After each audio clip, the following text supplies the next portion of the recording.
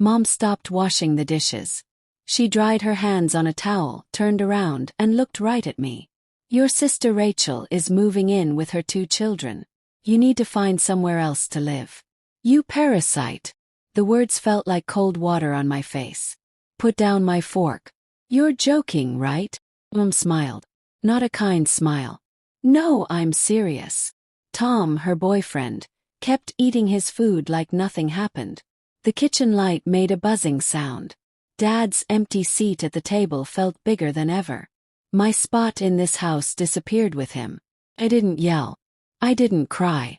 I just sat there, my hand holding my cold cup, already thinking about what I would do next. The first time I knew my place in this family, I was 8 years old. Rachel broke Mom's favorite blue vase while dancing in the living room. Glass pieces went everywhere. Before Mom even came into the room, she shouted, "Sophie, clean this up." Rachel stood in the corner, hands behind her back, saying nothing. I swept up every tiny piece until my knees hurt from kneeling.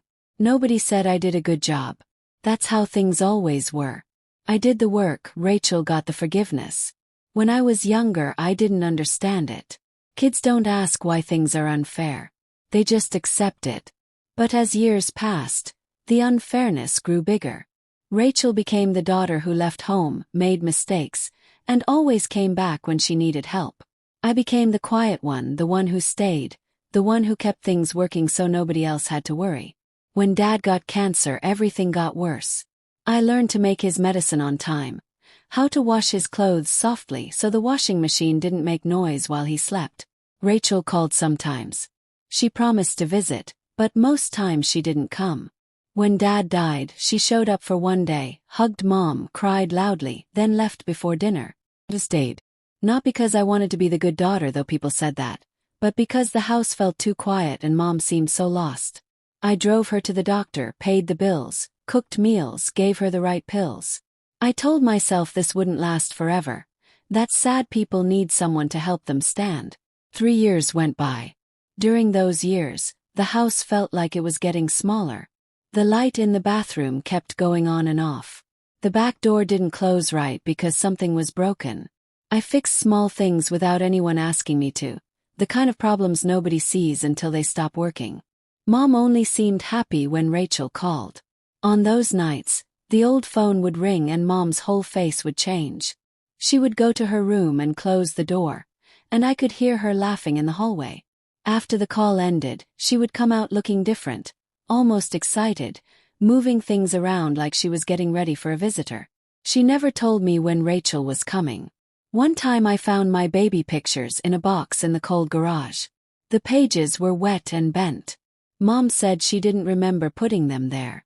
I told myself I was being silly. Families act strange when someone dies. They change shape and don't fit together the same way anymore. My job was to help hold everything together. What I remember most isn't how tired I was. It's the quiet times. The 2 of us eating soup at the kitchen table with only some lights on because bright lights hurt Mom's head. She would put her hand on the table like she was checking if it was real. Those nights felt almost peaceful. But bad habits don't just stop. They get deeper. One day I came home early and saw Mom going through my closet. She was folding my shirts into neat piles like she was packing them to go somewhere. I didn't ask what she was doing. She didn't explain. The room smelled like soap and cold. She looked at the empty space in my closet, not at me. That day I started to understand my room was never really mine. It happened on a Tuesday night. The kind of night when everything feels normal. I came home from my job with my bag still on my arm, cold air on my coat. Mom stood by the sink with 2 cups. Steam came up between us. For 1 second I thought she made tea for me.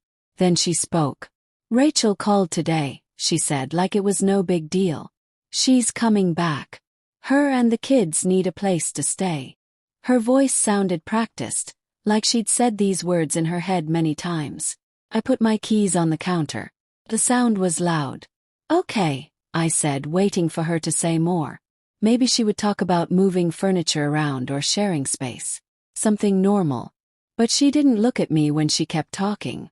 "She'll sleep in your room." The words came out flat, like a small thing she forgot to mention earlier. I felt the usual heavy feeling in my chest. I still live here, I said. Not angry, just true. Mom finally turned to look at me. Her face didn't change. You're 33 years old, Sophie. It's time you lived your own life. Rachel can't take care of 2 kids by herself. They need this house more than you do. She said it like she was reading a rule from a book, something she thought I already knew. Something inside me felt wrong, like the floor had dropped a little bit. You're joking, right? Said. My voice came out softer than I wanted. She laughed. Not mean, not loud, just like I'd said something silly. No, I'm serious. Her cup made a sharp sound against the counter. Tom walked in from the hall, looked at both of us, then nodded like he agreed with her. Like this was already decided. Nobody looked at me. Nobody waited to hear what I thought. Right then, everything made sense. The phone calls with the door closed, my things being moved, the papers left on the table, the way she went through my clothes. None of it was an accident. It all pointed to this moment. I stood there, my hand flat on the cold counter, breathing deep to calm the heavy feeling in my chest. I understand, I said. And that's when the part of me that had always said yes finally said no. I didn't pack my things that night. I didn't slam doors or ask why. I did what I always did in this house. Moved quietly.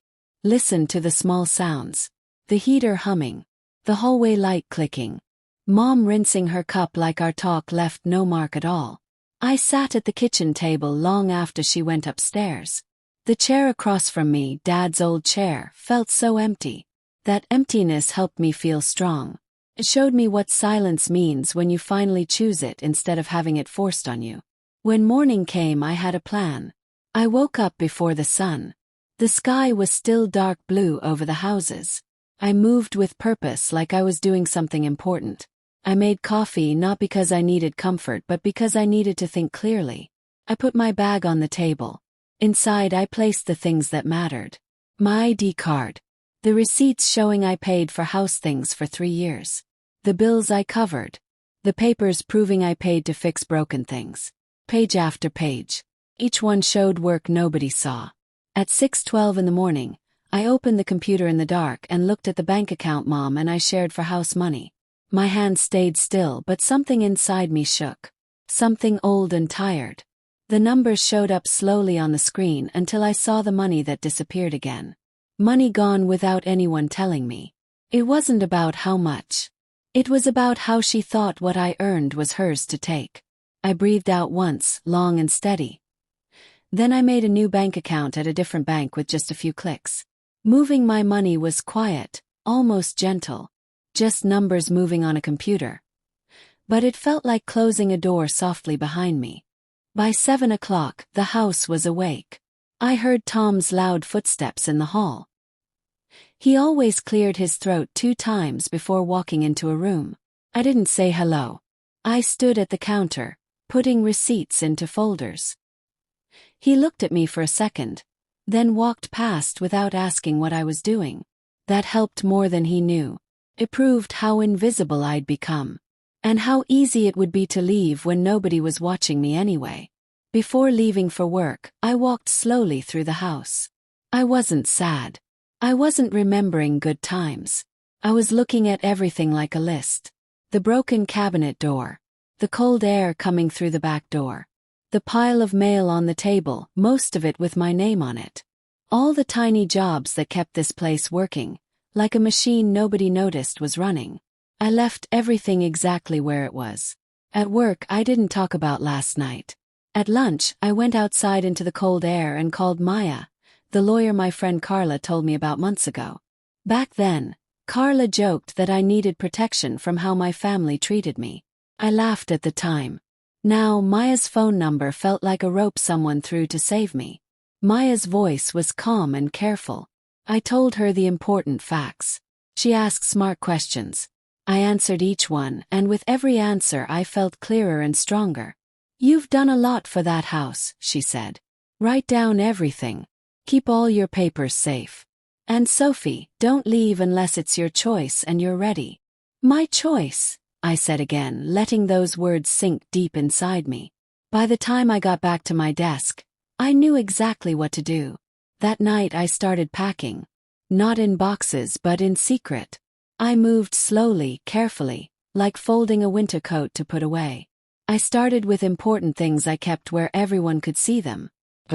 The folder with all the receipts. I didn't move enough for anyone to notice. Every item I put in my bag or suitcase was chosen on purpose.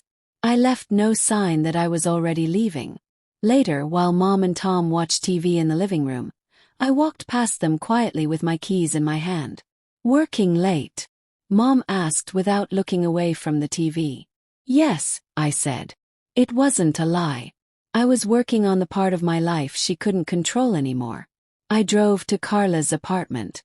She was waiting with her usual jokes and 2 big plastic boxes she said I should use. "You're not running away," she told me. "You're taking back what's yours." Her words didn't make me feel better. They made me see things clearly. Over the next 3 days, I built a secret plan to leave. During lunch breaks at work, I looked at small apartments in quiet parts of Seattle. Each one was empty and new, with no old expectations hanging in the air. On Friday, I signed papers for a 1-bedroom apartment with big windows that looked at trees instead of people. The simple space felt like breathing fresh air. I called someone to come change the locks on Saturday morning. I didn't tell anyone. Every night, the house kept going like nothing was different. Mom talked about Rachel coming, about paint colors and where the kids' beds would go. Tom said things about how change is good for families. I listened without saying anything back, drinking water at the table, letting their plans float around me like clouds far away. They didn't see the way I watched them, the way someone watches a place they're about to leave. I noticed how they talked, the pauses, the small ways they showed power. Mom demanding a certain kind of bread. Tom changing the heat without asking. These small acts of control used to bother me. Now they taught me something. They showed me how much of my life had been lived inside someone else's rules. Friday night, the house was very still. Mom went to bed early. Tom watched TV with low volume. I stood at the bottom of the stairs for a long minute, one hand on the rail. This had been my home for years. It held my tired days, my caretaking, my quiet hope that working hard would make me belong. But belonging was never part of the deal. Only being useful mattered. I went upstairs, packed my last bag, zipped it calmly, and put it by the door. No drama, no announcements. Just finished. At sunrise the next morning, when the sky was still pale, Mom left to get Rachel and the kids from the airport. I watched her car leave the driveway from my bedroom window. The red brake lights blinked once, then she was gone. When the street got quiet again, I breathed out. The house was finally mine to leave the right way. And the first thing I did was simple. I opened the front door, let the cold air come inside, and waited for the person to come change the locks. Marcus, the lock guy, arrived right on time. The morning light hit the metal tools on his belt. Each one shined like a quiet decision. He didn't ask many questions. Just confirmed which doors to change, nodded once, and started working. The old locks came off with a scraping sound, like peeling old wallpaper from a house you don't live in anymore. When he finished, the sun had moved higher over the street, making the driveway warm in thin lines. He gave me the new keys. They felt clean and final in my hand. "All locked up now," he said. "Good," I said back. And it was. David arrived minutes later with his truck. We loaded my last things into the back. Dad's old bookshelf, 2 suitcases, the bag with all the important papers. No hurry, no fear. Just moving, steady and final. When we were done, I stood in the doorway for a moment, looking at the house the way you look at a stranger across a room. Familiar shape but no warmth. We drove to my new apartment. The walls were blank. The air was still. The windows caught soft winter light. We put the furniture down. Carla came with food and a lamp. For the first time in years, my space felt like it was meant for me. That peace lasted exactly 9 minutes. My phone started buzzing on the counter. Once, then again, then many times. Mom calling. Mom calling. Mom calling. Then a text message. "Why won't you open the door? The key doesn't work. What did you do?" Another call. Then a third. I didn't answer. The apartment's quiet swallowed the noise like it was protecting me. When I finally drove back to the house, I parked across the street. Their suitcases sat on the front porch. Rachel was walking back and forth. Her kids sat on the steps, shaking from cold. Tom kept trying the door handle, pulling it harder each time. Mom's voice got louder and louder, short and scared. Fear had taken away all her calmness. When she saw me walking up, relief filled her eyes for 1 second. Then it turned to anger. Sophie, open this door right now. I stopped at the bottom of the steps. It's not my job anymore. What does that mean? Rachel snapped, crossing her arms like the mess on the porch was my fault. I held up the folder. Bills, receipts, proof of everything I'd paid for. Every record of the years I kept the house running while they were gone. This shows everything I've done and everything you owe me. There's a written letter inside. I don't live here anymore, and I'm not taking care of anything anymore. You can't just change the locks, Tom shouted. I can, I said simply. And I did. Mom's face fell apart. Not because she was sad, but because she realized the ground under her control had moved. She looked at the kids, then at Rachel, then back at me, trying to find the version of me who used to say sorry before I even knew what I did wrong. She always listens to me, she whispered to herself, not to me. She always does. Not anymore, I said. I put the folder on the porch rail and stepped back. Their voices got loud behind me, overlapping, demanding answers, demanding control. But the locks were already changed. The decision was already made. And the silence that followed me to my car was the first silence in years that belonged only to me. The first morning in my new apartment felt like a dream, like the air itself had changed. Light spread across the wood floor in long, clear lines. No footsteps above me. No cabinet doors banging. No voice calling my name from downstairs. Just stillness. Clean. Full. Green. I made coffee without rushing. The warm cup felt good in my hands. The quiet settled around me like a room finally breathing out. Dad's old bookshelf stood near the window. The wood caught a soft glow. For years, it had been pushed between storage boxes and old coats at the house. Here it looked like it had been waiting. I walked to it and put my fingers on the edge. The grooves felt familiar, holding the shape of a life that once felt steady. In the kitchen, the kettle made a clicking sound as it cooled. Outside, the city moved far away, soft, quiet, respectful. The papers I gave them yesterday were now in a drawer, filed neatly. The new keys hung on a hook by the door. Each thing seemed small by itself, but together they made a quiet truth. The chaos I'd been carrying wasn't mine to carry anymore.